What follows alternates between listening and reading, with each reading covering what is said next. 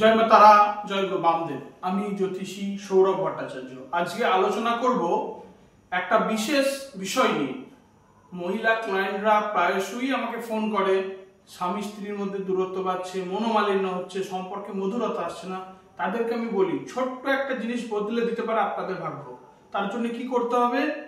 সবার প্রথমে বলে রাখি, যারা আমার চ্যানেলে নতুন তারা চ্যানেলটিকে সাবস্ক্রাইব করে বেল বাটন প্রেস করে আমার পাশে থাকুন এবং যে কোনো ধরনের অ্যাস্ট্রোলজিক্যাল প্রেডিকশনের জন্য অনলাইন যোগাযোগ করতে পারেন, অফলাইন করতে পারেন, আমার চেম্বারে এসে দেখা করতে পারেন। তো আজকে বিষয়টি কি নিয়ে আলোচনা হবে? সিঁদুর।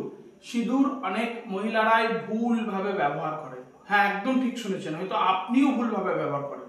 কি? আমি কখনো সাইডে সিঁদুর পরবো না, 1 নম্বর।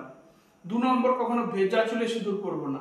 আর 3 নম্বর, কখনো অন্যের সিঁদুর চেয়ে ব্যবহার করব না। এই 3টে জিনিস যদি মারাত্মকভাবে লাইফের উপর এফেক্ট নিয়ে আসে, বিশেষ করে দাম্পত্য কলহতে এই 3টে জিনিস বিশেষভাবে দায়ী।